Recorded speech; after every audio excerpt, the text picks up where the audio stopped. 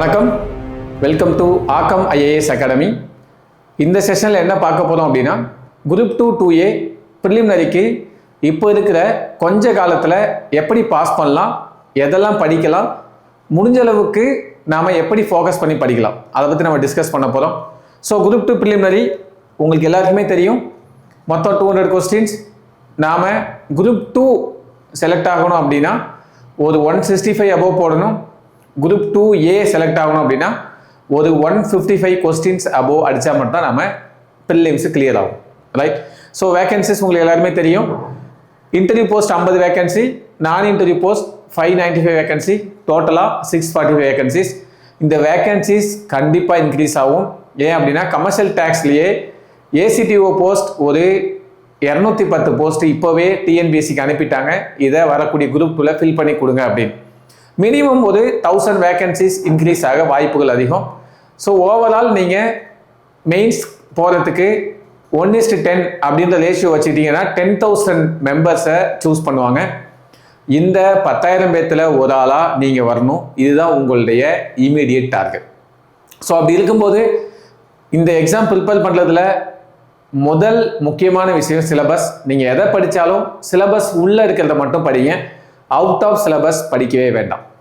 ரெண்டாவது விஷயம், ஒரு சிலபஸ் படிக்கிறீங்க அப்படின்னா அந்த டைட்டிலில் last 5 years previous year questions என்னெல்லாம் கேட்டிருக்காங்க, எப்படியெல்லாம் கேட்குறாங்க, இதை பார்த்துட்டு அதுக்கப்புறம் நீங்கள் உங்களோட ப்ரிப்பரேஷனை ஸ்டார்ட் பண்ணுங்க. ரைட். முதல் விஷயம் சிலபஸ், ரெண்டாவது விஷயம் ப்ரீவியஸ் இயர் கொஸ்டின்ஸ். ஸோ அதுக்கப்புறம் தான் நீங்கள் படிக்க ஸ்டார்ட் பண்ணணும். ஸோ உங்களுக்கு நல்லாவே தெரியும், லாங்குவேஜ் 100 கொஸ்டின். இந்த 200 கொஸ்டினை 3ஆக ஸ்ப்ளிட் பண்ணலாம். Language 100 question, aptitude 25 question, GK general knowledge 75 question. இதுதான் அந்த 200 கொஸ்டினோட பிரேக்கப். ஸோ ஃபஸ்ட்டு நாம் ஆப்டிடியூடில் ஒரு 23+ போடுறதுக்காக கமிட்மெண்ட்ஸை கொடுக்க ஆரம்பிச்சிருங்க. ஸோ மெயினாக வந்து பார்த்தீங்க அப்படின்னா ஆப்டிடியூடை பொறுத்தளவுக்கு நீங்கள் முழுக்க வந்து ரொம்ப ஈஸியான டாபிக்ஸ் மட்டும் தான் டிஎன்பிஎஸ்சியில் சிலபஸாக வச்சுருக்காங்க. அதை 2ஆக பிரிக்கிறாங்க. ஆப்டிடியூட் அப்படின்னு ஒரு 15 கொஸ்டின், ரீசனிங் அப்படின்ற பேரில் ஒரு 10 கொஸ்டின். ஸோ டோட்டலாக 25 கொஸ்டின். நீங்கள் இப்போதான் ஃபஸ்ட்டாக ப்ரிப்பரேஷன் ஸ்டார்ட் பண்ணுறீங்க அப்படின்னா ஃபஸ்ட்டு கொஞ்ச நாளைக்கு டைட்டில் வைஸ் போங்க. எடுத்தோடனே எல்லாத்தையும் கலந்து பார்க்க வேண்டாம். ஒருவேளை நீங்கள் சீனியர், நான் ரொம்ப வருஷம் மேக்ஸ்லாம் பார்த்துருக்கேன் அப்படின்னா நீங்கள் டைட்டில் வைஸ் பார்க்கணுன்னு அவசியம் கிடையாது. டெய்லி 25 கொஸ்டின் எல்லா டைட்டிலும் கலந்தே பார்க்கலாம் சீனியர்ஸ். ஸோ ஃப்ரெஷ்ஷாக ஸ்டார்ட் பண்ணுறவங்க 1 வீக்குக்கு 2 டைட்டில்ஸ், ஒரு டைட்டில் ஆப்டிடியூடில், ஒரு டைட்டில் ரீசனிங்கில், அதை செலக்ட் பண்ணி பார்த்து முடியுங்க.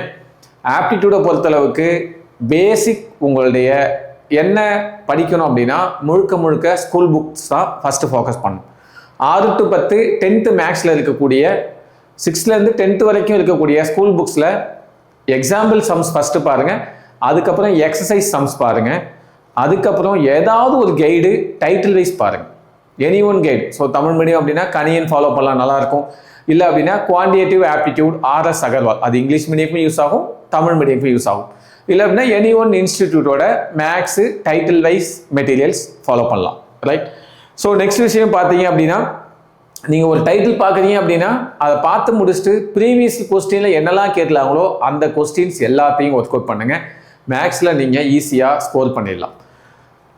நெக்ஸ்ட் நம்ம பார்க்கக்கூடியது ஜென்ரல் ஸ்டடீஸ். ஜென்ரல் ஸ்டடீஸில் 75 கொஸ்டின்ஸ். 75 கொஸ்டின்ஸில் நீங்கள் முன்னாடியெல்லாம் ஜென்ரல் ஸ்டடீஸ் வெயிட்டேஜ் கம்மியாக கொடுப்பாங்க மாணவர்கள், லாங்குவேஜுக்கு அதிகமாக கொடுப்பாங்க. இப்போ இருக்கிற காலகட்டம் டிஎன்பிஎஸ்சி தன்னுடைய ட்ரெண்டை மாற்றிருக்காங்க. முக்கியமாக லாங்குவேஜில் இப்போ முழுக்க டஃப்பாக செட் பண்ணலாங்க கொஸ்டின்ஸை. அதனால் நீங்கள் ஜிஎஸ்க்கு அதிக கான்சன்ட்ரேஷன் கொடுங்க. 75க்கு மினிமம் 65 அண்ட் அபோவ், 75க்கு ஒரு 70 கொஸ்டின்ஸ் அல்லது 65 கொஸ்டின்ஸாவது சரியாக போடுறதுக்கான வழிகளை கண்டுபிடிங்க. அதுக்கான கமிட்மெண்ட்ஸை கொடுங்க. ரைட். ஸோ இது பொறுத்தளவுக்கு 8 டைட்டிலாக பிடிப்பாங்க சப்ஜெக்ட் வைஸ் பார்க்கும்போது. சயின்ஸில் 5, ஜாகிரஃபியில் 5, ஹிஸ்ட்ரியில் 5, INM, polity, economy, Tamil Nadu administration. So இதன் அடிப்படையில் பார்த்தீங்கன்னா நம்ம இந்த 8 டைட்டிலை நாம் 4ஆக பிரிக்கலாம். என்ன அப்படின்னா, ஒன்று வந்து மஸ்ட் ரீட் டைட்டில், இந்த டைட்டில்லாம் கம்பல்சரி படிச்சாகும் அப்படின்றது. இன்னொன்று வந்து ஜஸ்ட் ரீட் டைட்டில், ஓரளவு படித்து மேக்கப் பண்ணால் போதும் அப்படின்னு. ஸோ அதன்படி பார்த்தீங்கன்னா மஸ்ட் ரீடில் 4 டைட்டில்ஸ் வரும். என்னென்ன அப்படின்னா பாலிட்டியில் 15 கேள்வி கேட்பாங்க, 15க்கு 15மே எடுத்துடணும். ரெண்டாவது விஷயம் Tamil Nadu history and culture, Tamil Nadu வரலாறு பண்பாடு கலாச்சாரம், அதுலேருந்து 20 கொஸ்டின்ஸ் கேட்பாங்க. மூணாவது தமிழ்நாடோட அட்மினிஸ்ட்ரேஷன், தமிழ்நாட்டின் வளர்ச்சி நிர்வாகம். நாலாவது இந்தியன் எக்கானமி.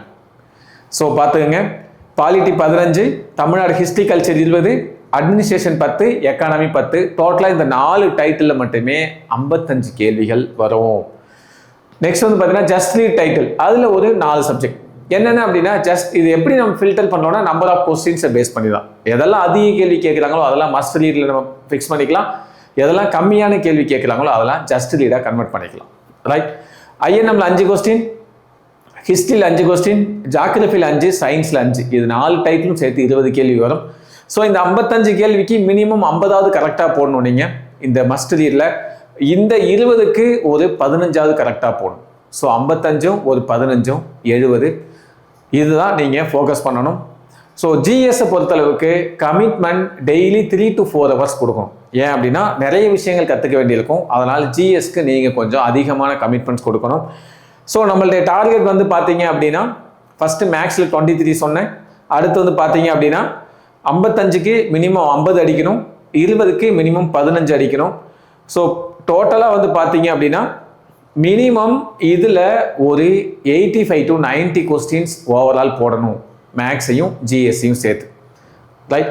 ஸோ நெக்ஸ்ட் விஷயம் பார்த்தீங்க அப்படின்னா நம்ம மஸ்ட் ரீட் டைட்டில் பார்த்தோம். அதில் என்னென்ன படிக்கணும், ஒவ்வொரு டைட்டில் வைஸ் நம்ம எப்படி அப்ரோச் பண்ணணும் அதை பார்க்கலாம். ஸோ முதல் விஷயம் இந்தியன் பாலிட்டி 15க்கு 15 கம்பல்சரி நம்ம அடிக்கணும். ரைட். ஸோ அதுக்கு முக்கியமான 2 விஷயங்கள் தான் ரோல் பண்ணும். இந்தியன் பாலிட்டியை பொறுத்தளவுக்கு ப்ரீவியஸ் கொஸ்டின்ஸ் நிறைய ஒர்க் அவுட் பண்ணணும். அசசன் ரீசன், சரியானது எது, அனைத்தும் சரி ஒன்றை தவிர, குடியரசுத் தலைவர் யாரெல்லாம் நியமிக்கிறாரு, துணை குடியரசுத் தலைவர் பதவி விலகல் கடிதத்தை யார்கிட்ட கொடுப்பாரு, டிஎன்பிசி சேர்மேனை அப்பாயின்ட் பண்ணுறது யாரு, டிஎன்பிசி சேர்மேனை பதவி நீக்கம் செய்கிறது யார், இது மாதிரி விஷயங்கள்லாம் எப்படி கேள்விகள் வருதுன்னு பார்த்துட்டு. ரெண்டாவது விஷயம் குரூப் டிஸ்கஷன். பாலிட்டியை பொறுத்தளவுக்கு நிறைய குரூப் டிஸ்கஷன் பண்ணணும். அப்போ தான் உங்களுடைய ஆன்சர் மிக மிக சரியாக இருக்கும். தவறாகாமல் இருக்கணும் அப்படின்னா உங்களுடைய ஸ்டாண்டர்டுக்கு நல்லா படிக்கக்கூடிய ஒரு ஃப்ரெண்டு கூட வச்சுட்டு நீங்கள் பாலிட்டியை குரூப் டிஸ்கஷன் பண்ணிங்கன்னா நிறைய ஸ்கோர் பண்ணலாம். ஸோ பாலிட்டியை பொறுத்தளவுக்கு எதெல்லாம் படிக்கணும் அப்படிங்கும்போது ஃபஸ்ட்டு நீங்கள் படிக்க வேண்டியது 10th civics book. 10th social சயின்ஸில் சிவிக்ஸ்னு ஒரு பார்ட் இருக்கும். அந்த சிவிக்ஸ் புக்கில் 3 லெசன்ஸ், மொத்தம் 5 லெசன் இருக்கும். அதில் ஃபஸ்ட்டு 3 லெசன்ஸ் ரொம்ப ரொம்ப ரொம்ப முக்கியம். முதல் லெசன் இந்தியன் கான்ஸ்டியூஷன், ரெண்டாவது லெசன் சென்ட்ரல் கவர்மெண்ட், மூணாவது லெசன் ஸ்டேட் கவர்மெண்ட். இது எல்லாமே பார்த்துக்கணும். அதுக்கடுத்து பார்க்க வேண்டியது 12th political science book. 12th political science புக்கில் இருக்கக்கூடிய 1 to 7 லெசன்ஸ். அடுத்து 11th பொலிட்டிக்கல் சயின்ஸ் புக்கில் இருக்கக்கூடிய 10வது 11வது 12வது லெசன். ஸோ ஃபஸ்ட்டு விஷயம் 10th புக்கு, ரெண்டாவது விஷயம் +1 +2 பொலிட்டிக்கல் சயின்ஸ். அதுக்கப்புறம் தான் நாம் 9th-லேருந்து 6th வரைக்கும் ரிவர்ஸில் சிவிக்ஸில் இருக்கக்கூடிய பாடங்களை படிக்கணும். ரைட். இதுதான் சிவிக்ஸில் ஸ்கூல் புக்ஸில் இருக்கக்கூடியது. நீங்கள் குரூப் 2 அப்படின்னு வரும்போது நிறைய பேர் பார்த்தீங்கன்னா குரூப் 4லாம் ரெஃபரன்ஸ் புக் ஃபாலோ பண்ணியிருக்க மாட்டீங்க. பட் குரூப் 2 டிகிரி ஸ்டாண்டர்ட் அப்படின்றதால கண்டிப்பாக ரெஃபரன்ஸ் புக்கை நீங்கள் ஃபாலோ பண்ணி ஆகணும். ஸோ அதுக்காக வந்து பார்த்தீங்கன்னா பாலிட்டியில் நீங்கள் இங்கிலீஷ் மீடியம் அப்படின்னா லட்சுமிகாந்த் புக் ரொம்ப ரொம்ப சூப்பராக இருக்கும். லட்சுமிகாந்தில் நிறைய கேள்விகள் வரும். தமிழ் மீடியமும் ஃபாலோ பண்ணலாம், தப்பு கிடையாது. இல்லை எனக்கு வந்து இங்கிலீஷ் புக் படிக்க வராது அப்படின்றவங்க பிரகதீஷ் பப்ளிகேஷனில் இருக்கக்கூடிய இந்திய அரசியலமைப்பு 4th எடிஷன் வந்திருக்கு, அது தேவைன்னா யூஸ் பண்ணிக்கலாம். இந்தியன் பாலிட்டி லட்சுமிகாந்த் புக்கை பொறுத்தளவுக்கு 7th எடிஷன் வந்திருக்கு, அதை நீங்கள் ஃபாலோ பண்ணிக்கலாம். ரைட். ரெண்டாவது விஷயம் ஜிஎஸ்ல அதிகமான கேள்விகள் கேட்கக்கூடிய டைட்டில் தமிழ்நாடோட ஹிஸ்ட்ரி அண்ட் கல்ச்சர், தமிழ்நாட்டின் வரலாறு பண்பாடு சமூக அரசியல் இயக்கங்கள். ஸோ அதில் 20 கொஸ்டின்ஸ் கேட்பாங்க. இந்த 20 கொஸ்டினை 4ஆக ஸ்பிட் பண்ணுவாங்க. ஸோ முதல் விஷயம் தமிழ்நாட்டோட சமுதாய வரலாறு, இலக்கிய வரலாறு அக்காலம் முதல் இக்காலம் வரை, தொல்லியல் கண்டுபிடிப்புகள், இதெல்லாம் சேர்த்து ஒரு 5 to 6 கேள்வி கேட்பாங்க. ரெண்டாவது விஷயம் திருக்குறள்லேருந்து ஒரு 5 கேள்வி கேட்பாங்க. மூணாவது விஷயம் வந்து பார்த்தீங்கன்னா விடுதலை போராட்டத்தில் தமிழ்நாட்டின் பங்களிப்பு. ஸோ இது படிக்கும்போது ஹிஸ்ட்ரி சார்ந்தே இதில் நிறைய லெசன்ஸ் ரிப்பீட் ஆகும். விடுதலை போராட்டத்தில் தமிழ்நாட்டின் பங்களிப்புக்கு ஹிஸ்ட்ரியை படிக்கும்போது இதையும் சேர்த்து நீங்கள் படிச்சிடலாம். அதுக்கடுத்து நீதி கட்சி, திராவிடர் இயக்கம், சுயமரியாதை இயக்கம், சமூக சீர்திருத்த இயக்கங்கள், பெரியார், அண்ணா, இதுலேருந்து ஒரு 4 to 5 கேள்வி கேட்பாங்க. இதுதான் இந்த 20 கேள்விக்கான பிரேக்கப். இதுக்கு நீங்கள் முழுக்க ஸ்கூல் புக்ஸ்லேயே நிறைய லெசன்ஸ் இருக்குது. எந்தெந்த லெசன்ஸ் நானும் லிஸ்ட் அவுட் பண்ணி கொடுத்துருக்கேன். அந்த லெசன்ஸை மட்டும் நீங்கள் படிச்சிருங்க. ஒருவேளை உங்களுக்கு ரெஃபரன்ஸ் புக்கு தேவை அப்படின்னா தற்கால தமிழ்நாட்டு வரலாறு டாக்டர் வெங்கடேசன் அப்படின்னு ஒருத்தர் புக் எழுதியிருப்பாரு. அந்த புக்கை நீங்கள் ஃபாலோ பண்ணிக்கலாம். திருக்குறளுக்கு எதுவும் வெளிலலாம் போக தேவையில்லை. 6 to 12 புது புக், பழைய புக்கில் இருக்கக்கூடிய அறத்துப்பால், பொருட்பால், அதில் இருக்கக்கூடிய அதிகாரங்களை நிறைய ஃபோக்கஸ் பண்ணுங்க. திருக்குறளை படிக்கிறதுக்கு முன்னாடி லாஸ்ட் 5 yearsல ப்ரீவியஸ் கொஸ்டின்ஸ் என்னெல்லாம் படிக்கணும், என்னெல்லாம் கேட்டிருக்காங்க அப்படின்ற கொஸ்டின்ஸை படிச்சுட்டு நீங்கள் அப்ரோச் பண்ணுங்கள். ரொம்ப ஈஸியாக ஸ்கோர் பண்ணிடலாம். ரைட். அடுத்த விஷயம் பார்த்தீங்க அப்படின்னா பெரியார் பற்றி படிக்கும்போது பெரியார் 1000 அப்படின்னு ஒரு புத்தகம் இருக்குது. அதை தேவைன்னா படிச்சிங்கன்னா அதில் திராவிட இயக்கம், சுயமரியாதை இயக்கம், நீதி கட்சி, இது சார்ந்த தகவல்களாக அதில் கிடைச்சிரும். Next title Indian economy. Indian எக்கானமியில் 10 கொஸ்டின்ஸ் கேட்பாங்க. 10 விட கொஞ்சம் அதிகமாக கேட்கறதுக்கும் வாய்ப்பு இருக்குது. இந்த எக்கானமியை படிக்கும்போது ப்ரீவியஸ்லி கொஸ்டின்ஸ் பார்த்துக்கணும். ரெண்டாவது, எக்கானமிக்கு ஒரு முக்கியமான சோர்ஸ் வந்து அவுட் ஆஃப் சோர்ஸ் ஒரு புக்கு இருக்குது. அது என்ன புக் அப்படின்னா GK 2026, general knowledge 2026, Arihant publication, author name Manohar Pandey. இந்த புக் வந்து ₹335 சொல்லியிருப்பாங்க. அந்த புக்கில் இருக்கக்கூடிய ஒரு சில கண்டென்ட் ரொம்ப யூஸ்ஃபுல்லாக இருக்கும். இந்த மனோகர் பாண்டே புக்லேருந்து எதுக்கெல்லாம் பயன்படும் அப்படின்னா எக்கானமியோட கண்டென்ட் முழுக்க அப்படியே படிச்சிடணும். அதுக்கடுத்து இந்தியன் நேஷனல் மூவ்மெண்ட்டில் யார், எந்த இயக்கம், அவங்க எந்த நியூஸ் பேப்பர் வெளியிட்டாங்க, இந்த மாதிரியான தகவல் ரொம்ப சூப்பராக இருக்கும். அடுத்து ஹிஸ்ட்ரியில் ஹிந்து, இண்டஸ் வேலி சிவிலைசேஷன், ஹரப்பா, மொஹஞ்சதாரோ, அக்பர், மன்னர்கள் பற்றிய தகவல்கள்லாம் ரொம்ப அருமையாக இருக்கும். பாலிட்டியில் இருக்கக்கூடிய ஆர்டிகிள்ஸ் ரொம்ப ஷார்ட்டாக கொடுத்துருப்பாங்க. சயின்ஸை வித்தின் ஒரு 1 டேக்குள்ளே படித்து முடிக்கணும் அப்படின்னா அரிஹன் புக்கை நீங்கள் ஃபாலோ பண்ணிக்கலாம்.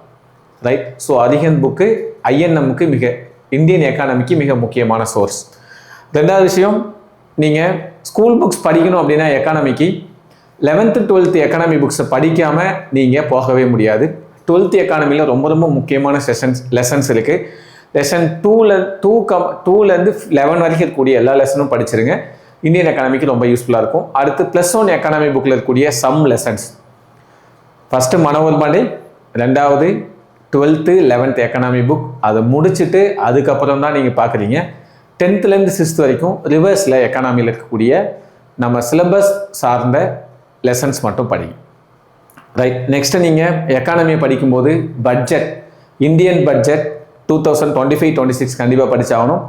இந்தியாவோட எக்கனாமிக் சர்வே வெளியிடுவாங்க, அதை படித்தாகணும். பாரத் இயர் புக் அப்படின்னு சொல்லிட்டு இயர்லி ஒன்ஸ் வெளியிடுவாங்க. அந்த புக்கில் ஸ்கீம்ஸ் நிறைய இருக்கும். இந்த ப்ரீவியஸ் கொஸ்டின்ஸ் பார்த்தீங்கன்னா அதில் என்னென்ன ஸ்கீம்ஸ் கேட்குறாங்களோ அந்த துறைகள் சார்ந்து health, education, IT sector, industrial estates, so இது சார்ந்த விஷயங்களை நீங்கள் பார்த்துக்கணும். நெக்ஸ்ட்டு பிஐபி வெப்சைட், கவர்மெண்ட்டோட பப்ளிக் இன்ஃபர்மேஷன் பியூரோ வெப்சைட்டில் இருக்கக்கூடிய தகவல்கள் பார்த்துக்கிட்டோம் அப்படின்னா எக்கானமியில் கண்டிப்பாக 10க்கு 10 உங்களால் ஸ்கோர் பண்ண முடியும். ஸோ நெக்ஸ்ட் நம்ம பார்க்கக்கூடிய அடுத்த title Tamil Nadu administration of Tamil Nadu. முன்னால் இதில் கொஸ்டின்ஸ் கம்மியாக கேட்டுருந்தாங்க. பட் நாம் டிஎன்பிஎஸ்சி பாஸ் பண்ணி வேலைக்கு போனால் தமிழ்நாடு கவர்மெண்ட் தான் வேலை பார்த்தாகணும். அதனால் தமிழ்நாடுடைய திட்டங்களை மிக தெளிவாக தெரிஞ்சுக்கணும் அப்படின்றதால இதுக்கு வெயிட்டேஜ் இப்போ அதிகப்படுத்தியிருக்காங்க.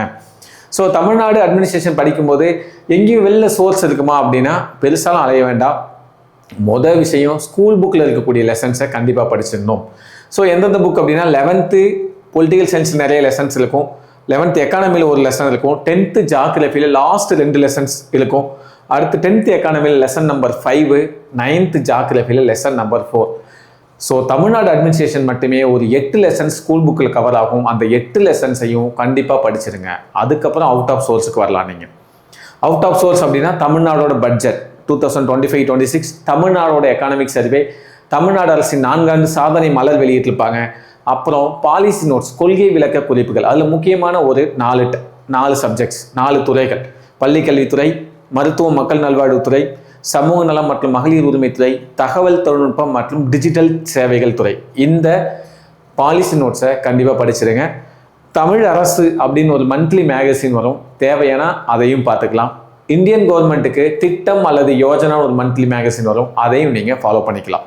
ஸோ கரண்ட் அஃபேர்ஸ் ரிலேட்டடாக நிறைய தமிழ்நாடு அட்மினிஸ்ட்ரேஷன் படிச்சிங்க அப்படின்னா உங்களுடன் ஸ்டாலின், நலம் காக்கும் ஸ்டாலின், இந்த மாதிரியான திட்டங்கள்லாம் இப்போது நிறைய கரண்ட்டாக வந்துட்டு இருக்கு. இதெல்லாம் படிச்சிங்கன்னா நிறைய ஸ்கோர் பண்ணலாம். நிதி ஆயோகோட ரேங்கிங் வெளியிட்டிருப்பாங்க, அதையும் படிச்சுன்னா தமிழ்நாடு எந்த இடத்துல இருக்குது, ஃபஸ்ட்டு ஸ்டேட் எது, இந்த தகவல் படிச்சிங்கன்னா தமிழ்நாடு அட்மினிஸ்ட்ரேஷனில் ஃபுல் மார்க் வாங்கிடலாம். ஸோ அடுத்து இதுதான் 4 டைட்டில்ஸ். மஸ்ட் ரீட் டைட்டில் பார்த்துட்டோம். இப்போது ஜஸ்ட் ரீட் டைட்டில்ஸில் ஃபஸ்ட் நம்ம பார்க்கக்கூடியது இந்தியன் நேஷனல் மூவ்மெண்ட்.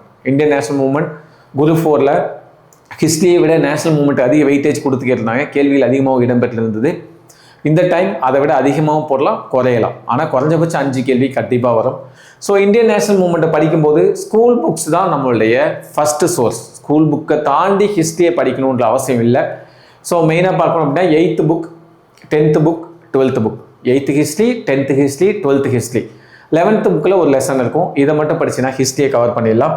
உங்களுக்கு தேவை அப்படின்னா ரெஃபரன்ஸ் புக்காக என்ன யூஸ் பண்ணலாம்னா அதிகம் ஜிகே, மனோகர் பாண்டே, அதில் இருக்கக்கூடிய ஐஎன்எம் சார்ந்த தகவல்கள். அடுத்து இந்திய விடுதலை போராட்டம், டாக்டர் வெங்கடேசன் எழுதின புக், அது ரொம்ப ரொம்ப சூப்பராக இருக்கும். இல்லை எனக்கு இன்னும் தகவல் அதிகமாக வேணும் அப்படின்னா ஸ்பெக்ட்ரமோட மாடர்ன் இந்தியா இங்கிலீஷில் இருக்கும், தேவைன்னா நீங்கள் பயன்படுத்திக்கலாம். நெக்ஸ்ட் நம்ம பார்க்கக்கூடிய டைட்டில் இந்தியாவோட ஹிஸ்ட்ரி அண்ட் கல்ச்சர். இந்தியாவோட ஹிஸ்ட்ரி அப்படின்னு வரும்போது சிலபஸில் நிறைய டைட்டில் இருக்கும். ஆனால் நீங்கள் ஸ்ப்ளிட் பண்ணி 4 டைட்டில் மட்டும் கான்சன்ட்ரேட் பண்ணி படித்தா போதும். மொதல் விஷயம் இண்டஸ் வேலி சிவிலைசேஷன், 2வது விஷயம் குப்த பேரரசு, 3வது விஷயம் முகலாயர்கள், 4வது டைட்டில் டெல்லி சுல்தான்கள். இந்த 4 டைட்டில் மட்டும் நீங்கள் கான்சன்ட்ரேட் பண்ணி படிங்க. அதை வச்சு இந்த சாப்டரை மேனேஜ் பண்ணிக்கலாம். இதுக்கு ஸ்கூல் புத்தகங்கள் அப்படின்னு பார்த்தீங்கன்னா 6th, 7th, 9th, 11th இந்த ஹிஸ்ட்ரி புக்கில் இருக்கக்கூடிய இந்த 4 டைட்டில் சார்ந்த லெசன்களை மட்டும் நல்லா படிங்க. நெக்ஸ்ட் நம்ம பார்க்கக்கூடிய டைட்டில் இந்தியன் ஜியாகிரபி. இந்தியன் ஜியாகிரபியில் 5 கேள்வி கேட்பாங்க. இந்த 5 கேள்வியுமே நம்ம வெளிலலாம் அவுட் ஆஃப் சோர்ஸ் போய் படிக்க வேண்டாம். ஸ்கூல் புக்கில் 10th geography, 10th social science புக்கில் ஜியாகிரபி பார்ட் இருக்கும். அதில் மொத்தம் 7 லெசன் இருக்கும். அதில் ஃபஸ்ட்டு 5 லெசன்ஸ் இதை மட்டும் படித்தோம்னா இந்தியன் ஜியாகிரபிக்கு முழுக்க கவர் ஆகிடும். அவுட் ஆஃப் போய் படித்தோம் அப்படின்னா அதிகபட்சம் 1 or 2 கொஸ்டின்ஸ் வெளில போகும். அதை நம்ம பெருசாக கேர் பண்ணிக்க வேண்டாம். இந்த 10th ஜியாகிரபியில் இருக்கக்கூடிய மொத்தம் 5 லெசன் மட்டும் படிங்க. ஜியாகிரபியில் 5க்கு ஒரு 3 to 4 கொஸ்டின்ஸ் நம்ம ஆன்சர் பண்ணிடலாம். நெக்ஸ்ட்டு சயின்ஸை பொறுத்தளவுக்கு முன்னாடிலாம் படிக்க வேணாம்னு நான் சொல்லுவேன். பட் இப்போது நமக்கு லாங்குவேஜில் அதிகம் ரொம்ப டஃப்பாக கேட்குறதால நம்ம சயின்ஸையும் இந்த டைம் படிக்க ஆரம்பிச்சிடணும், கண்டிப்பாக படிக்கணும். அதில் மொதல் டைட்டில் கெமிஸ்ட்ரியே கட்டாயம் படிச்சிருங்க. கெமிஸ்ட்ரி படிக்கும்போது ஸ்கூல் புக்கில் இருக்கக்கூடிய லெசன்ஸில் அமிலங்கள், காரங்கள், உப்புகள், உரங்கள், பூச்சிக்கொல்லிகள், வேதிப்பொருட்கள், உலோகங்கள், உலோக கலவைகள் சிலபஸில் கூடிய டைட்டில் மட்டும் படித்தா போதும். நெக்ஸ்ட் நீங்கள் படிக்கணும் அப்படின்னா பாட்டனியில் டாக்ஸானமியும் ஜெனட்டிக்ஸும் படிங்க, அது மட்டும் படித்தா போதும். அடுத்து சுவாலஜியில் கார்போஹைட்ரேட், புரதங்கள், கொழுப்புகள், விட்டமின்கள் அந்த லெசன் இருக்கும். அடுத்து டிசீசஸ் இருக்கும், ஹியூமன் டிசீசஸ், ஜெனட்டிக் டிசீசஸ். இந்த லெசன்ஸ் மட்டும் படித்தா சுவாலஜியை கவர் பண்ணிடலாம். பிசிக்ஸை கடைசி ஆப்ஷனாக வச்சுக்கோங்க. இது எல்லாத்துக்குமே ரொம்ப சீக்கிரமாக வித்தின் 2 days 1 day சயின்ஸ் நான் படிக்கணும் அப்படின்னா அதிகம் ஜிகே புக்கை யூஸ் பண்ணிக்கலாம். இல்லை நான் ஸ்கூல் புக் ஃபாலோ பண்ணோம் அப்படின்னா 8th, 9th, 10th சயின்ஸ் புக்கை படிங்க, போதுமானது. ஸோ இவ்வளோ தான் ஜென்ரல் ஸ்டடீஸ்க்குரியது. ஸோ ஜென்ரல் ஸ்டடீஸை பொறுத்தளவுக்கு நான் ஆல்ரெடி உங்களுக்கு சொல்லியிருந்தேன்.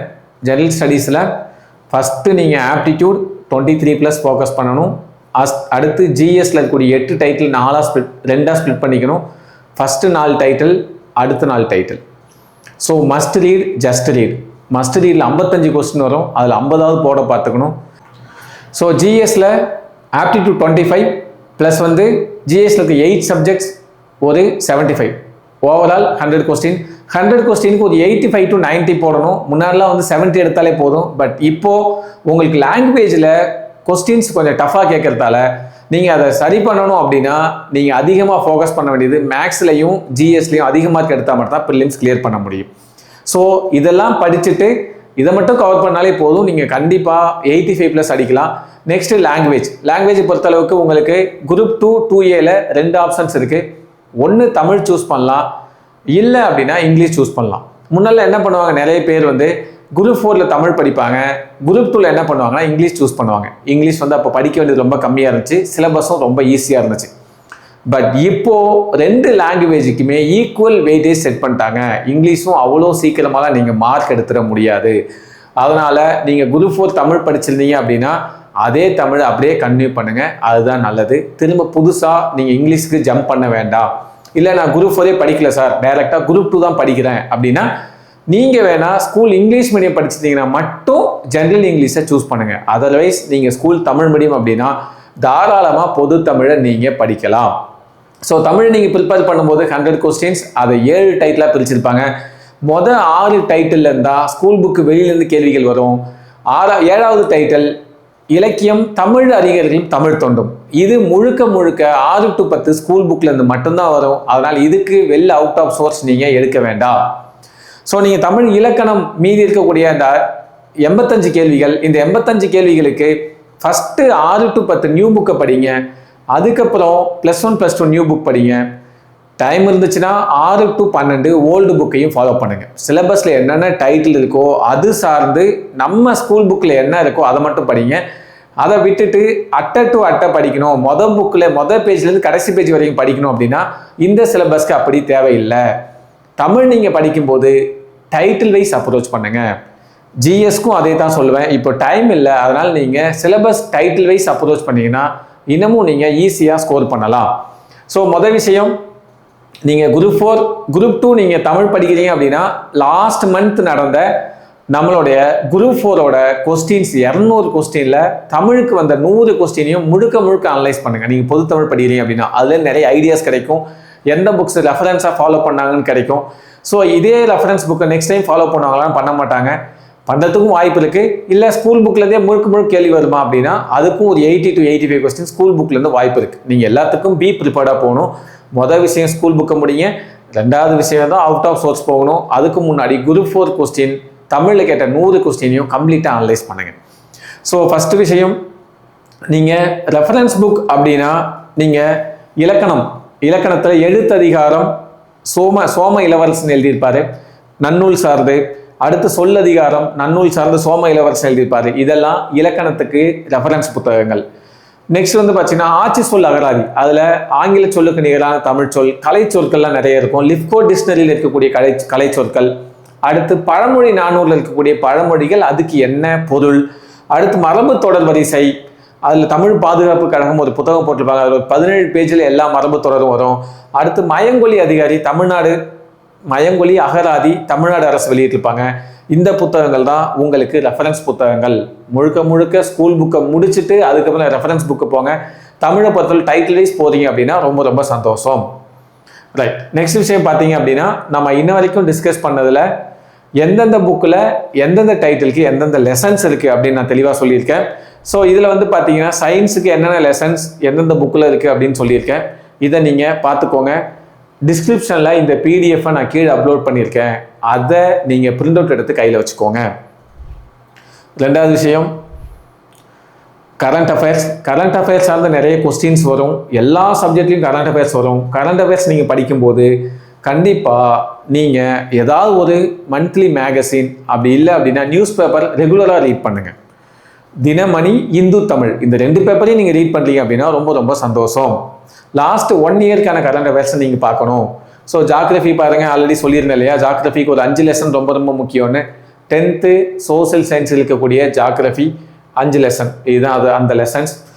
ஹிஸ்ட்ரி பாருங்கள், இந்தியன் ஹிஸ்ட்ரிக்கு என்னென்ன பாருங்கள், சிந்து சமவெளி நாகரிகத்துக்கு என்னென்ன பாடங்கள் இருக்குது, குப்தாஸ்க்கு என்னென்ன பாடங்கள், டெல்லி சுல்தானுக்கு என்னென்ன பாடங்கள் இருக்குது அப்படின்னு டைட்டில் வைஸு எந்தெந்த சப்ஜெக்ட்டுக்கு என்னென்ன லெசன்ஸ் இருக்குன்னு நான் தெளிவாக கோட் பண்ணி உங்களுக்கு கொடுத்துருக்கேன். இந்த லெசன்ஸை மட்டும் படித்தா போதும், இந்த சப்ஜெக்ட்ஸ் கவர் பண்ணிடலாம். இது இந்தியன் பாலிட்டிக்கு உரிய லெசன்ஸ்.